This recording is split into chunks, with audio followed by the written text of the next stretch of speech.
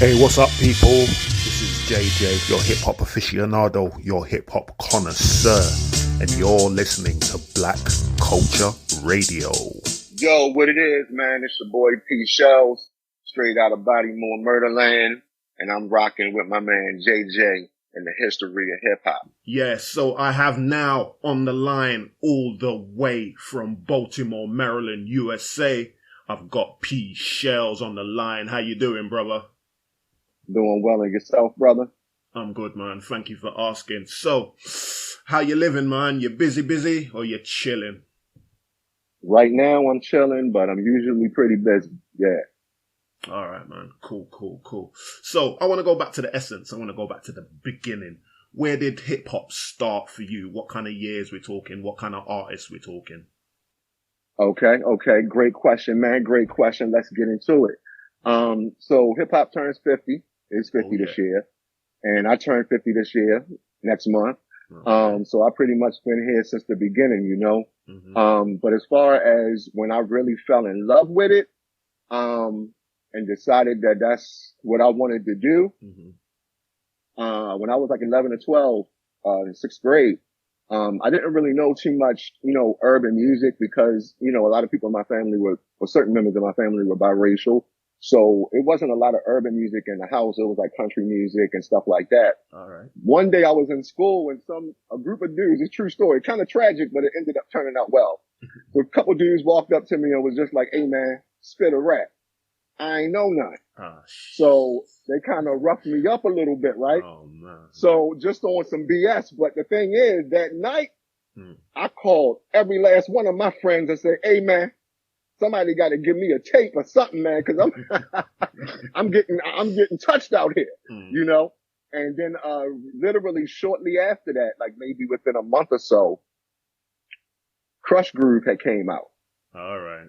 And my auntie, Antoinette, who actually just passed a few days ago, rest in peace, Aunt Antoinette.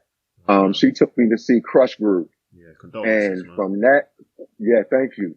And from that moment, I was hooked. And then we had a little movie marathon and B Street came out and that kind of solidified it, man. B Street? What?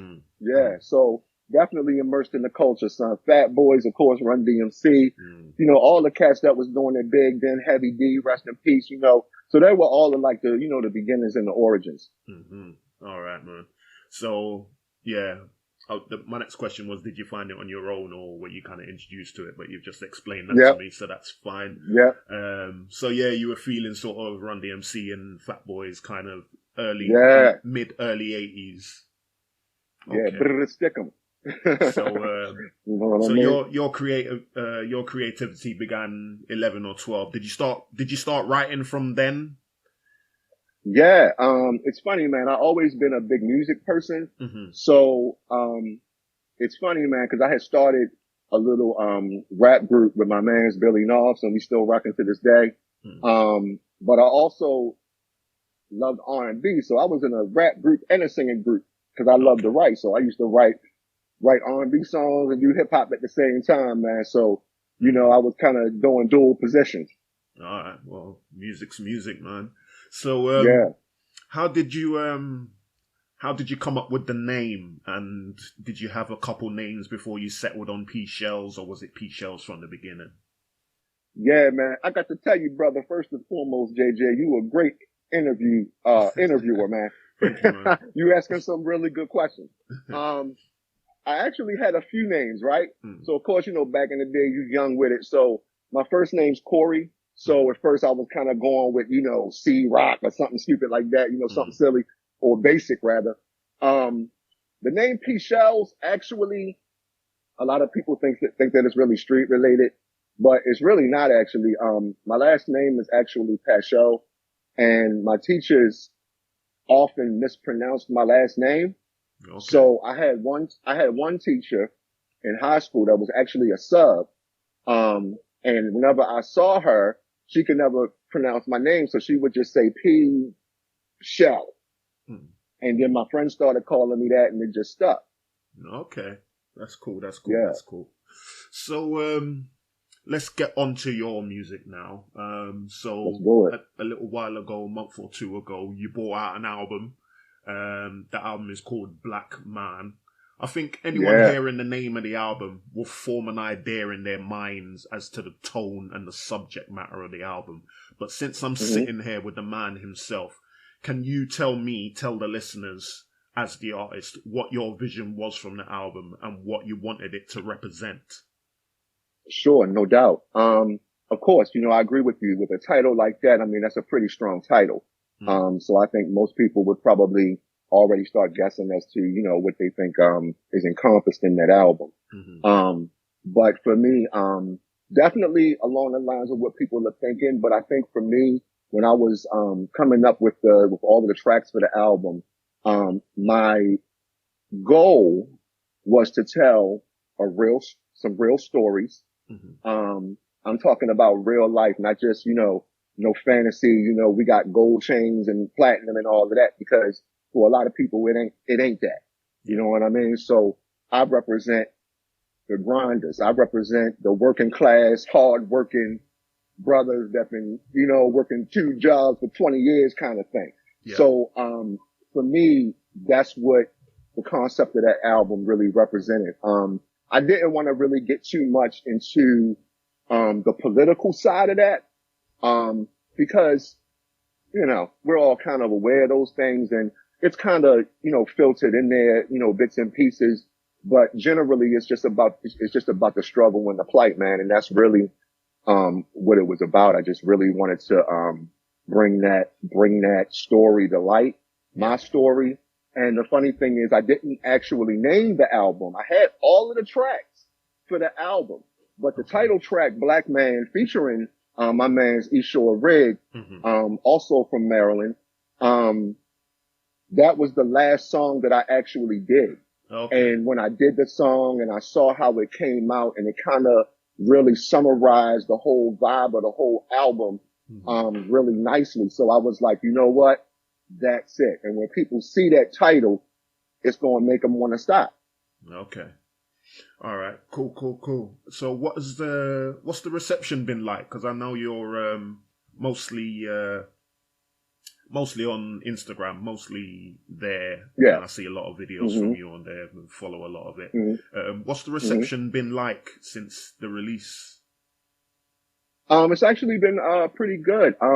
Of course, I would like them numbers to run up a whole lot more. You know what I mean? Once we getting this word out, you know what I'm saying? But it's been a really positive response. One of the first good things that happened was, some folks reached out to me, and, you know what I mean? I had a billboard up, you know what I'm saying, up here for a while, which was really cool when they, you know what I mean? And they gave it to me for free 99. You feel me? So, right. You know what I mean? That worked out, but the reception's been great, man. It's been a really great resurgence, because although I've been doing music, for a long time, I had a little dip, you know what I'm saying? A hiatus, if you will, of sorts, where I wasn't doing a whole lot, still was trying to, figure out whether or not I still wanted to push out at this output. Yeah.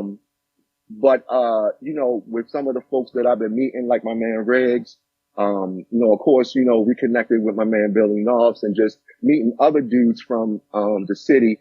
You know what I'm saying? My man's Ill Conscious, that's from here. You know what I'm saying? I chop it up with him every now and again. So, it just kind of gave me new energy. And with that new energy, new projects, man. That's good, man. That's good. Yeah. Speaking about Ishore Ridge, friend of the show, I've spoken to him before. Hopefully speak to him again soon in the future. Is he a guy that you knew before? How did you guys connect? We actually connected on Instagram. Okay. We actually connected on Instagram. I didn't know the brother. I was just scrolling one day, and I had seen, a little freestyle that he had did. You know what I mean? He had done. So, I basically just commented and was like, "Yo, I was feeling that." And then, I guess subsequently he went to my page and saw what I was doing, and said he was feeling, what I was doing. So at that particular time, I actually was a little more than halfway done the album. But I still had the beats, had the beats already queued up. So I hit him up and was like, hey man, you down for a feature? Let's get it in. So I already actually had my first verse, for the Black Man song. So I sent him the first verse, just like little joint I had recorded up real quick, just so he could hear the concept of it. Yeah. And the minute that he heard it and he heard that hook, he was like, man, I'm on that. That's a real powerful song, and he wanted to be a part of it. So shout out to my man E-Shore for that. Yeah, I love that. I do love that song, man. Like I said, when Appreciate you first released it, because obviously I didn't know about you until I heard E-Shore Ridge. I got into E-Shore Ridge's stuff. And then when that collab happened, I was like, yeah, I like this song. And then obviously that's how I got to know you and got in touch with you. Appreciate it. So yeah, I when that song first released, I actually played it on my show. So that's what's up. Yeah, I like that song a lot. So so this is your third album, yeah? You had Building Blocks last year and Stained Glass Vision the year before. Is that right? Is this the third album? Yeah, Black Man. Sorry, carry on. Go ahead. Carry on. No, please. Go ahead. I was going to say, do you think anything's changed in your process or the way you create your songs from those albums to Black Man? You know what, man? Honestly, my creative process really hasn't changed too much, man. You know, I'm a person that's totally driven off of, inspiration, man. It ain't even about, trends or what everybody else is doing. I mean, I listen. You know what I'm saying? Of course, you know what I'm saying? Stay tapped in.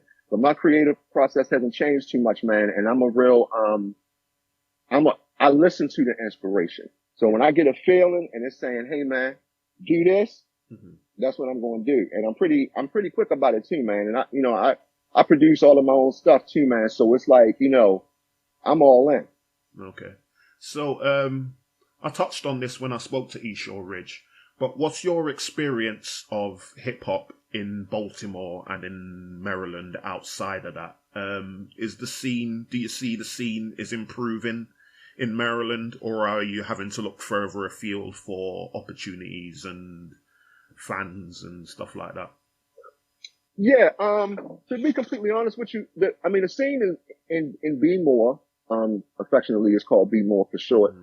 The scene here is bustling, but it depends on what vibe you want. So really, when it comes to like more of the classic or the boom bap or what some would say old school type vibe, there are dudes that do that, but it's a lot more fanfare for more of the millennial rappers and the new wave that's going on. There's a young lady from here, Reek and the Menace, that's putting up big numbers. Here in B-More. It's a bunch of, a bunch of people that's doing stuff here. I'm not even gonna hold you. I mean, it's definitely a bunch of artists here. But for my format, usually I kind of have to go outside of B-More to connect to people or to get fans, because it definitely is a real strong trap vibe here, if you will. As far as that, that good old boom bap, sometimes you got to kind of travel for that. But I will say that the good thing about it is that's kind of on the con side. Now on the pro side, the good thing about being one of the minority guys that's still doing this vibe, whenever I perform, it's appreciated. Because, you know what I mean? Sometimes, and I mean, I'm not, pooping on nobody's craft because it's all good craft. You know what I mean? Every vibe, we had our music, our parents had theirs. So, the younger folks, they got theirs. And some of it, I mess with, especially if I'm trying to, turn up or whatever. Or if I just want to, rock out while when I'm with wifey or whatever. But, for what I do, when I perform, case in point, when I perform Black Man, I actually started performing Black Man, the song, before I even recorded it. Okay. Because I decided, getting back to your original question about creative process, I think that's the only thing that probably changed is that I decided when I did the Black Man album that I wanted to kind of treat it like a comedian. So, comedians before they come out with the big old special, they tour the country or they tour the world and they work on their jokes. They test them out like, hey, is the crowd feeling this joke? Are they feeling that joke? Yeah. So that's kind of the approach that I did with this. You know what I mean? I wanted to kind of tap the veins of the fans and see whether or not this real hip hop really still moving. You know what I'm saying? So, it's a few spots in town that I performed at, before the song was even released. And that kind of built up a little bit of buzz for it. So when I actually performed that, that song, people was coming up, people always come up to me after, was like, man, I was really feeling that song, man.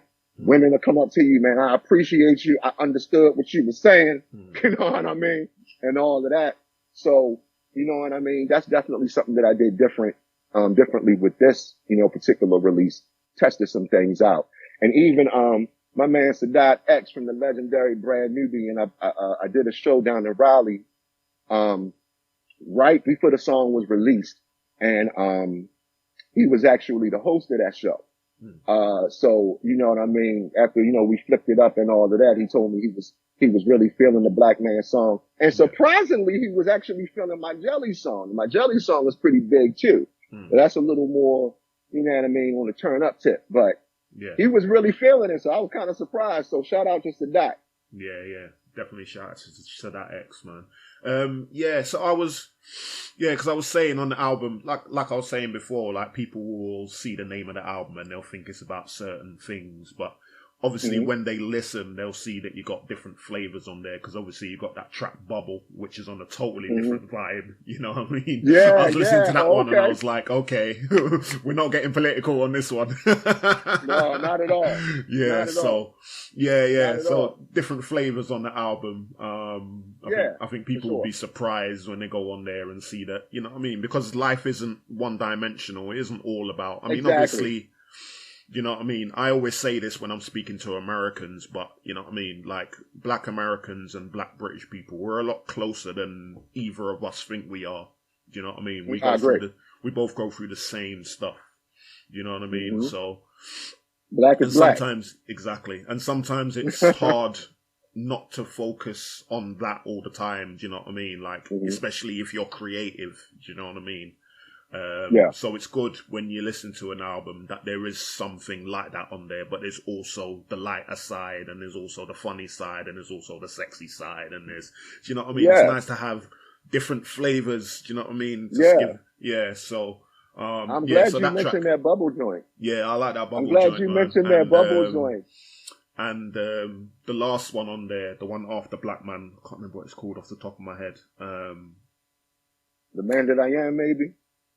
Oh, I like The Man That I Am as well. No, it's because Black Man's the second last song on the album, and then there's a song after that I'm feeling as well, but I can't remember the name off the top of my head. Excuse me for that. It's all good, man. I probably got to look at the track list, man. I've been looking at a lot of songs. But yeah, do you think there's anything else that can be done to improve the scene in your state from a boom bap point of view? I mean, like you say, there's a couple guys doing it in your state. So do you think it's going more collabs or doing shows together? Do you know what I mean? In different places, or what do you think can be done? Yeah, I would definitely say both of those things. Definitely, more collaborations, and definitely shows, because that's really where you really get to connect to the people, when you do the shows. So, definitely more shows with, like-minded artists, because that's going to bring the strength in numbers, and it's going to really show that this boom bap hip hop thing is still very much alive and well. You know what I mean? And, shout out to J. Cole and, you know what I mean? Guys like that's still carrying in the torch and, things of that nature. But as far as not just Baltimore, but I think the U.S., I think some other countries, such as the UK or what have you, or maybe even France, I think are more receptive in this time to that boom bap vibe and still kind of celebrate it. Here in the United States, it's kind of like, I think it's definitely more of the flavor of the month. So it's kind of like, you know what I mean? That turnt music or that lit music right now. I mean, that's what's selling the records. Yeah. So, you know what I mean? That's what everybody's mostly pushing. But shout out to Griselda and dudes like, you know what I'm saying? Yeah. Benny and Conway and Graf and all of these dudes that's, you know, keeping that vibe alive. You know what I'm saying? Because I think what needs to change, just to narrow it down, I think that, there needs to be more stages for both. Yeah. You know what I mean? When you look at rock music, you know, you got soft rock, you have heavy metal, you have, you know what I mean? You have your oldies and, you know, and all of that. So it's kind of like, I feel like hip hop should be the same way instead of lumping everything under the same umbrella, because everybody's vibe is not the same. See, that's what I try and do through this show. Cause obviously, I mean, I'm only a couple years younger than you. So when I got into hip hop, it was, you know, like my older cousins were into like Houdini and, you know, DMC and Tila Rock and all that kind of stuff. I came in around the, Rakim, Kane, KRS era. That's my era. Do you know what I mean? That's when I came in. That's what's up. Public Enemy and all that. Do you know what I mean? So, you know, in terms of the young guys, I am an old head. You know what I mean? And I don't, like, they see that term as a detriment, but I like the term, man. I am an old head, and I'm proudly so. Do you know what I mean? But like you said, like, what I do on my show, I do up to date. So, like, what I've done is I've done a show for every month of this year and everything that's come out. So, you know, that's when that's the reason I played Black Man when that came out that month. I put that on that show. And I played Eshaw Ridge as well. I played a couple of Eshaw Ridge songs on the months coming down. I got my September show coming up in a couple of weeks. Do you know what I mean? Just trying to show the old heads, as it were, that there's still good boom bap coming out now from people that they might not heard of. Because I used to get really angry in like Facebook groups and stuff with people saying it died in the 90s and that kind of stuff. And to me, that's disrespectful. And it's disrespectful twice, because it's disrespectful to the new cats that are doing it. They never listen to RJ Payne, they never listen to Ransom, 38 Spesh, Griselda, like you said, Graf, like you said. All these people that they missed. And even going back a little further, they haven't listened to most of Dilla, Ninth Wonder, Madlib. Do you know what I mean? Sky Zoo. They've never listened to any of these people. If you stop listening to hip hop in like 2000, 2001, 2002, you haven't heard any of that stuff. You heard no Little Brother, nothing. Do you know what I mean? So that's what I'm saying. I'm so glad you mentioned Little Brother. So, you know what? I'm so glad you mentioned Little Brother. Yeah. So that's what I like to do. I like to play stuff that's, you know, more current as well, to show that the 90s wasn't the only era for great boom bap hip hop music. Do you know what I mean? So getting back to you and your catalogue, what have you got coming up? I know you got the single Jellies out now. What's coming up for P-Shellz? Okay, got a number of things coming up. Actually, I have a track called Break Bread that's actually dropping on the 13th, so end of this week. Break Bread. The video's actually already out though. I put the video out to kind of lead up to the single. So, I got the single Break Bread dropping the 13th. I actually have another project, called Old School Lives Matter. And that joint is dropping, 10/20. So a week later, right after the Break Bread single comes out, and that's a standalone single. Then the project Old School Lives Matter comes out, 10/20. And that's going to be nice. That's kind of a little different vibe too, because it's definitely boom bap, but it's definitely, vibes in there that'll even give you a little more of that old school vibe. You know what I'm saying? When brothers were telling stories and you had kind of little smooth tracks and you know what I mean? So it definitely, got that vibe going on. That's dropping 10/20.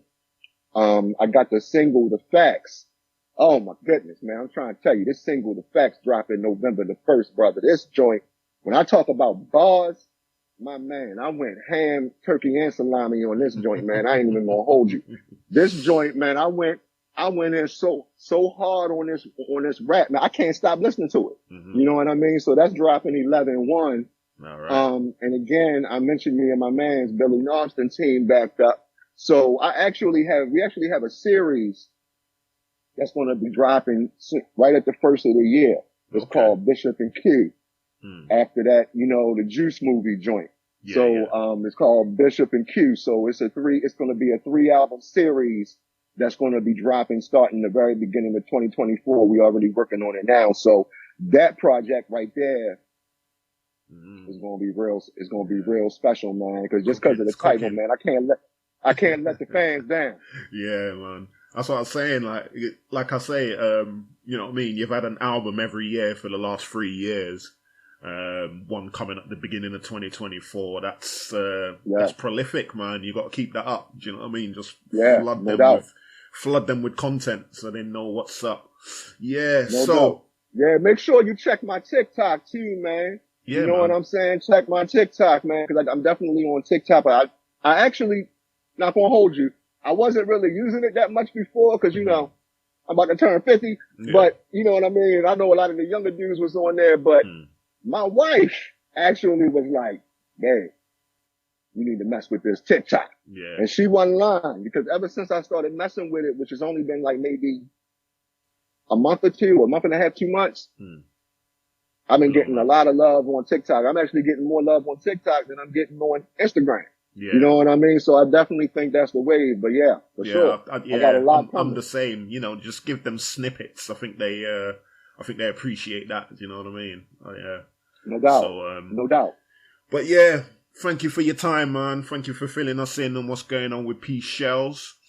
Of course. Hope to speak to you soon. I'll definitely look out for them on the 1st of November and the beginning of 2024 and see what's up. Oh, no doubt, man. As soon as they drop, man, I'm going to send them to you. Oh, yeah. Do that, man. I'm going to shuffle through them and put them on the show straight away. Definitely, man. So, yeah, and I will tell you, too, man. If you know anybody out there in the UK, they doing shows, they need some bookings to holler at a brother. Man, if I find anybody, listen, I'll hook you up, man. Don't worry about that. I was saying this to... Who was I saying this to? Yeah, I had an interview a couple of weeks ago with the hip-hop analyst on YouTube. I interviewed him, and I was saying to him that more artists need to come over here because... Like I was saying to him, I understand that the US is big enough for someone to just circle the US and make their change. But... Yeah. We're over here feeding. Sometimes it's too big. Yeah, not too many people come over here. And when they come over here, it's usually just like one night in London and then they're gone. Do you know what I mean? Like, people's fiending in the UK for boom, like you said. Do you know what I mean? Like, we feel it over here, man. We feel it. We feel that boom bap in our heart, and we don't get enough artists coming over here. Or if they do, they're not here for long enough. They just play London and then go home. Or go to Europe or whatever, which I understand. Right. You do what's right for you. You do what's in your budget. You do what's in your time frame. But yeah, the artists need to start coming to other cities in the UK, man. Birmingham would love it. I agree. Manchester would love it.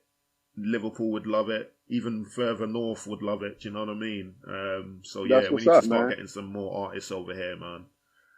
Yeah, I definitely want to come over there, man. For sure. Especially after talking to my man Riggs, and he was saying, how lovely it was, and I watched, all of the footage that he had, and we chopped it up on the celly about it, you know what I mean, and all of that. And man, it just looked really lovely, man. I really want to come over there, but I want to, you know what I mean, be a frequent visitor. So that way, you know what I'm saying, people know that, you know what I'm saying, P-Shellz comes out and he bringing that energy. And hopefully, you know what I mean, when I start coming out, I can start bringing some folks with me. Yeah. You know what I mean? So that way we can really, do it big. Yeah, well, I definitely hope to see you over here soon. And yeah, let's see if we can get some connections, man. Get you over here with some UK artists. And because there's a lot because, I don't think Americans realize how much boom bap artists there is over here as well. Do you know what I mean? So we need to start that going as well, because there's, obviously we've got our version of drill and we've got, UK, hip hop, but there's a lot of boom bap style rappers over here as well. Do you know what I mean? Sonny Jim and Juggernaut are two that come to mind straight away, but there's plenty of them. Okay. Do you know what I mean? So I think I've heard the Juggernaut cat. Yeah. But he's definitely, him and Sonny Jim, I think are the two that come to mind, as maybe two of the biggest, in the boom bap category. So yeah, they're definitely worth checking out. But P-Shellz, it's been a pleasure, man. Thank you for your time. Likewise. And hopefully speak to you soon. No doubt, man. Thank you. I appreciate your time, man. All right, man. One. All right. Thank you for that. The history of hip-hop from JJ. The history of hip-hop with JJ. The history of hip-hop with JJ. Baby, can I have an ice lolly? Your kind of music, all day, all night, right on your one and only station, Black Culture Radio.